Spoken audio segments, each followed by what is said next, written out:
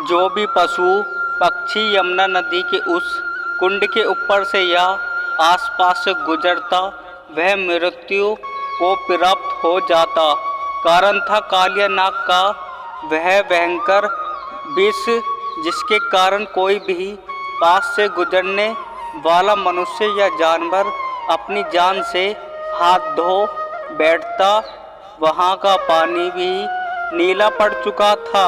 बेचारे निर्दोष पशु पक्षी उस जल को पीने वहाँ जाते तो उनकी मृत्यु हो जाती।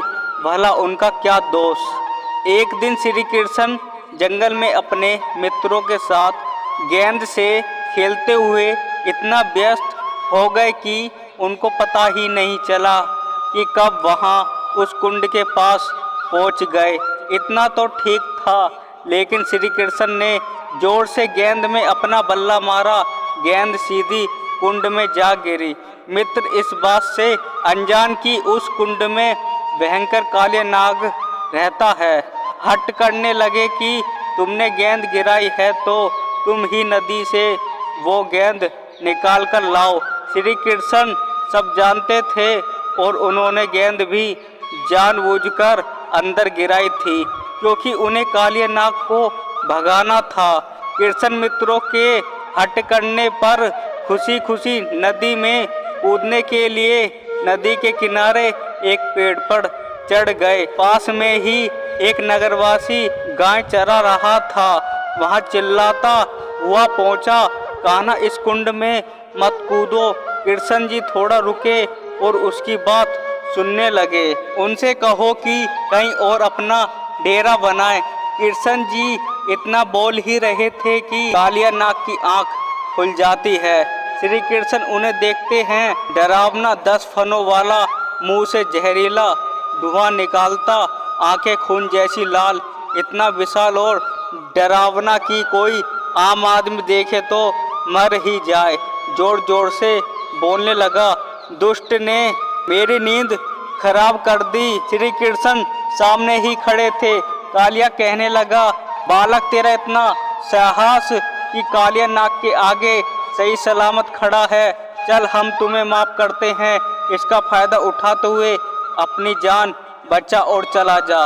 श्री कृष्ण कहने लगे, जाना तो तुम्हें पड़ेगा, क्योंकि तुमने इतने पाप किए हैं। निर्दोष प्राणियों की जान ली है।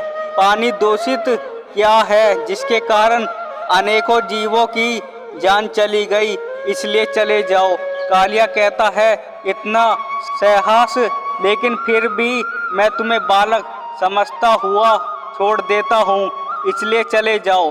श्री कृष्ण कहते हैं, मूर्ख तुम्हें जाना होगा। कालिया नहीं मानता है और श्री कृष्ण हार करता है। लेकिन श्री कृष्ण ने उनके साथ बालकपन में इतना साहस के साथ शुद्ध किया कि कोई बालक, कोई बलवान और शक्तियों वाला देवता भी ना कर पाए। देखते ही देखते युद्ध भयंकर रूप धारण करने लगा, लेकिन कालिया नाग थककर चूर चूर हो गया। ताईमाम करते वहाँ श्री कृष्ण से माफ़ी मांगने लगा। श्री कृष्ण ने कहा, कालिया तुम्हारी रानियों के सुहाग को देखते हुए मैं तुम्हें प्राण बख्श देता हूँ, लेकिन तुम यहाँ से दूर किसी और दूसरे कुंड में अपना शतान बना लो। कालिया श्री कृष्ण को पहचान लेते हैं। दूसरे कुंड में जाने से पहले वह कृष्ण जी को अपने फनों पर नृत्य करवाते हैं। किनारे पर सभी नगरवासी भी इकट्ठा हो जाते हैं, जो ये दृश्य देखकर नतमस्तक हो जाते हैं। इस तरह कालिया को श्री कृष्ण ने यमुना नदी के उस कुंड से दूर कुंड में भगाया और प्राणियों को बचाया। बोलो राधे राधे।